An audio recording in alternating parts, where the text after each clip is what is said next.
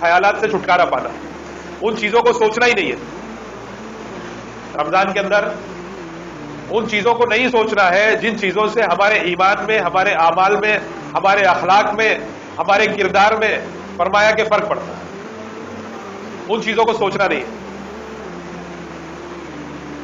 دوسرا نظروں کا، نگاہوں کی حفاظت ہے کہ فرمایا کہ اپنی نگاہوں کی حفاظت کرنا، ان چیزوں سے اپنی نظروں کو روکنا جن چیزوں سے اللہ تعالیٰ نے رکنے کا حکم دیا، فحاشی کی چیزوں سے بچنا، بری تصویروں کو دیکھنے سے بچنا، اپنے آپ کو روکنا ہے، اپنے آپ کو کنٹرول کرنا ہے، اپنے آپ کو اس فرمایا کہ اس جگہ پر لانا ہے کہ ہم جو ہے اپنی چیزوں پر کنٹرول کرنے والے بن جائیں۔ آج ہمارے اعضاء پر ہمارا کنٹرول نہیں ہے، ہماری نگاہوں پر ہمارا کنٹرول نہیں ہے، کہ غیر محرم کو دیکھنے پر آج ہمارا کنٹرول نہیں ہے، کہ نہ چاہتے ہوئے بھی نظر اٹھتی ہے۔ اس کا مطلب یہ کہ ہماری نگاہوں پہ ہمارا کنٹرول نہیں ہے، ہمارے قابو سے باہر ہے یہ۔ تو اس کی پوری مشق کرنا، ایک مہینہ جو ہے ان ساری چیزوں کی مشق کرنا ہے، اپنی نظروں کی حفاظت کرنا، کسی غیر محرم پر نظر نہ پڑے۔ حدیث پاک میں آتا ہے کہ جو کسی غیر محرم پر کسی کی غلطی سے نظر اٹھی اور اس نے اپنی نظروں کو پھیر لیا، اللہ کے ڈر سے اپنی نظریں جھکا لی اس نے، تو اللہ تعالیٰ اس کو ایک حلاوت عطا فرماتے ہیں، ایک مٹھاس عطا فرماتے ہیں اس کے دل میں، کہ جب وہ عبادت کرتا ہے تو وہ مٹھاس کو محسوس کرتا ہے، اور جب اللہ تعالیٰ اس کو ایک بار دے دیتے تو واپس نہیں لیتے اس سے۔ اور فرمایا کہ غیر محرم کو دیکھنا اور غیر اخلاقی چیزوں کو دیکھنا اور بری فلموں کو دیکھنا نگاہوں سے، فرمایا کہ نظروں کا زنا ہے، یہ کوئی معمولی گناہ نہیں ہے۔ اس گناہ کے بارے میں آتا ہے کہ یہ ایک ایسا گناہ ہے کہ آدمی بغیر ایمان کے مرتا ہے، مرتے وقت کلمہ اس کو نصیب نہیں ہوتا، بغیر ایمان کے جاتا ہے، یہ اتنا بڑا گناہ ہے۔ غیر محرم کو دیکھنا، غیر عورتوں کو دیکھنا، گندی فلموں کو دیکھنا، گندے پوسٹروں کو دیکھنا، یہ بہت بڑا گناہ ہے۔ ان گناہوں سے رمضان کے اندر اپنے آپ کو بچانا اور اس بات کی مشق کرنا کہ رمضان کے بعد بھی ہم اس پر قائم رہیں۔ ایک واقعہ کتابوں کے اندر آتا ہے، غالباً پونا کا واقعہ ہے۔ ایک مسجد کے اندر ایک خادم تھا، نوجوان لڑکا، 18-20 سال کی عمر تھی، مسجد کی صاف صفائی کرتا تھا، حافظ تھا، دیندار تھا۔ اب وہ مسجد کی صفائی کرتا تھا، سامنے بلڈنگ میں کرسچن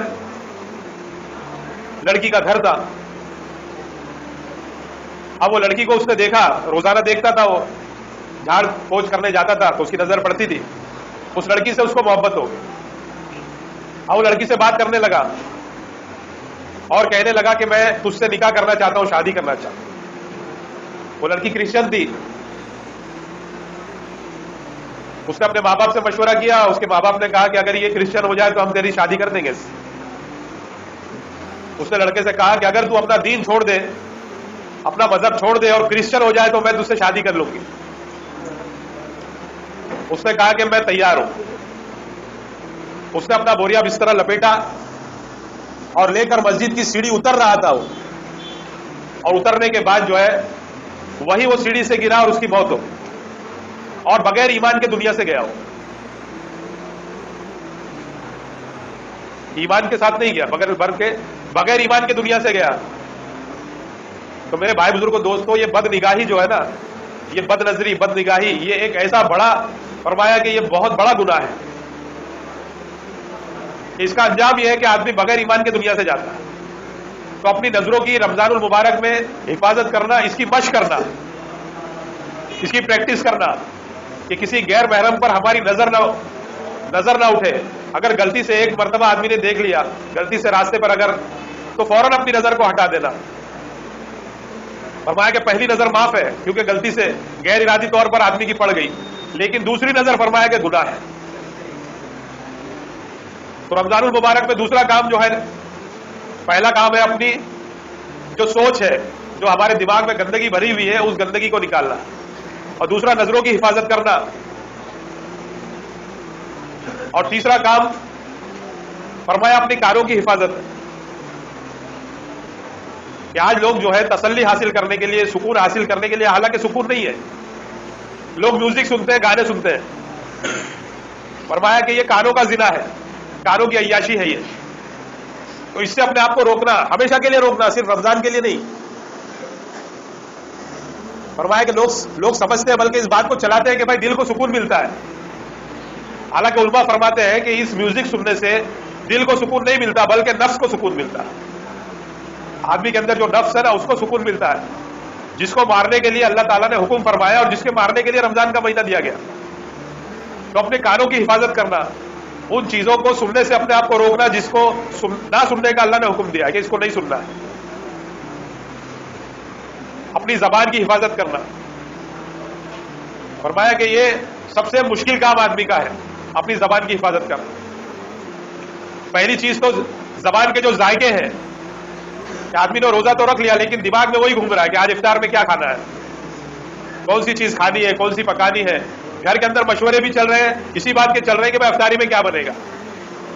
عورتوں کا پورے دن میں آدھے سے زیادہ وقت افطاری بنانے میں جا رہا ہے. ارے دین اللہ نے ان کو بھی دیا ہے، ان کو بھی فرمایا کہ اللہ تعالیٰ نے جو ہے قرآن پڑھنے پر، تسبیحات پڑھنے پر، نماز پڑھنے پر اللہ نے ان کے لیے بھی اجر و ثواب رکھا ہے. ہم نے پورا دن ان کو بیزی کر دیا کہ موبائل کے اندر ریسیپی دیکھ رہی ہے، کون سا آئٹم کیسے بنے گا، کون سا جو ہے فرمایا کہ اسٹارٹر کیسے بنے گا، اس کو دیکھ رہی ہے، بنا رہی ہے، اور رمضان کی برکتوں سے محروم ہے. تو اپنی زبانوں کی حفاظت کرنا، اپنی زبان کے چٹکاروں کی حفاظت کرنا، اپنے زبان کے ذائقوں کی حفاظت کرنا، ان چیزوں سے بچنا ہے. اور دوسری چیز فرمایا کہ ہماری زبان پر کوئی ایسے الفاظ نہ آوے، کوئی ایسے جملے نہ آئے جس سے اللہ ناراض ہو جائے. ہماری زبان سے کسی کو تکلیف نہ پہنچے، کوئی گالی ہماری زبان سے نہ نکلے، کسی کی مذاق اڑانا، کسی کو تانا دینا. فرمایا کہ یہ ایک ایسا کام ہے، کسی کی ٹوہ میں لگنا، اتنے سارے معاملات ہیں، ان ساری چیزوں سے اپنے آپ کو بچانا. سورہ الحجرات کے اندر اللہ تعالیٰ قرآن میں فرماتے ہیں، اس کا ترجمہ آپ پڑھو، چھوٹی چھوٹی چیز کو اللہ نے بیان کیا. کسی کا مذاق مت اڑاؤ، اس کے اندر باقاعدہ ترجمہ آپ پڑھو گے تو آپ کو پتا چلے گا کہ اللہ تعالیٰ نے پوری زندگی گزارنے کا پورا نقشہ بتایا ہم کہ اللہ تعالیٰ اس میں فرما رہے ہیں ایمان والوں کسی کا مذاق نہ اڑاؤ. ہو سکتا ہے کہ جس کا تم مذاق اڑا رہے ہو تم سے بہتر. پھر عورتوں سے فرما رہے ہیں کہ تم کسی کا مذاق نہ اڑاؤ، ہو سکتا ہے کہ جن کا تم مذاق اڑا رہی ہو وہ تم سے بہتر ہو. کہ آدمی مذاق اڑاتا ہے کسی کا بھی. اور فرمایا کسی کو برے القاب سے مت پکارو. اللہ قرآن میں فرما رہے ہیں. آج ہم جو ہے دوسرے ناموں سے لوگوں کو پکارتے ہیں، اصلی نام سے نہیں پکارتے، اس کا کوئی بھی نام رکھ دیتے. کوئی معذور ہے تو لنگڑا ہے، کوئی کانا ہے، کوئی کالیا ہے. فرمایا اللہ نے قرآن میں خود فرمایا کہ برے القاب سے کسی کو مت پکارو، اور جو پکارے گا گنہگار ہوگا، وہ اللہ کے حکم کو توڑے گا. اللہ تعالیٰ اسی میں آگے فرماتے کسی کی ٹوہ میں نہ لگو، تجسس مت کرو کہ آدمی کسی کی ٹوہ میں لگتا ہے، یہ کہاں جا رہا ہے، کہاں سے آ رہا ہے، اس کی جو ہے بیٹی کہاں جا رہی ہے، کہاں سے آ رہی ہے، اس کی بیوی کہاں جاتی ہے، کہاں سے آتی ہے. کسی کے بارے میں تجسس مت کرو، ٹوہ میں مت لگو، کسی کے ساتھ بدگمانی مت کرو. اس کے اندر فرمایا اللہ نے کہ اے ایمان والوں بہت سی بدگمانیوں سے بچو، کہ بعض بدگمانی گناہ ہے. اللہ فرما رہا ہے اس کے اندر کہ آدمی بدگمانی کر رہا ہے کسی سے کہ کہاں گیا تھا، وہاں گیا ہوگا، کہاں سے آ رہا ہے، وہاں سے آ رہا ہوگا، یہ ایسا کر رہا ہوگا. فرمایا کہ بدگمانی حدیث پاک میں آتا ہے کہ بدگمانی موڑنے والی ہے. جس طرح اس طرح بالوں کو موڑ دیتا ہے، بدگمانی نیکیوں کو موڑ دیتی ہے. اسی لیے فرمایا کہ اگر کسی کی بری چیز بھی دیکھو تو اس کی اپنے دل میں تعویل کر لو. ارے بھائی اگر کسی کو شراب کھانے سے بھی نکلتے دیکھو تو اس کی تعویل کر لو اپنے دل کے اندر کہ ہو سکتا ہے بیچارہ کسی کو ڈھونڈنے گیا ہو. ارے ہو سکتا ہے کسی کو ڈھونڈنے گیا ہو، کسی کو ملنے گیا ہو، ارے استنجا کرنے گیا ہوگا، ہو سکتا ہے. بجائے اس کے کہ لوگوں میں چرچا کریں کہ میں نے اس کو وہاں دیکھا وہاں دیکھا، اس کی اپنے دل میں خود تعویل پیدا کر لے آدمی. یہاں تک حکم ہے کسی کی باتوں پر پردہ ڈال دے آدمی. جو دنیا میں کسی کے عیب پر پردہ ڈالے گا اللہ تعالیٰ قیامت میں اس کے عیب پر پردہ ڈالیں گے. دیکھنے کے اعتبار سے ہر آدمی اچھا نظر آ رہا، میں بھی بہت اچھا نظر آ رہا ہوں، تو میرے اندر کتنے عیب ہے میرا اللہ جانتا ہے. اگر میں کسی کے عیب پر پردہ ڈالوں گا کل قیامت کے دن اللہ تعالیٰ ستاری کا معاملہ فرمائیں گے، میرے عیبوں پہ بھی پردہ ڈال دیں گے.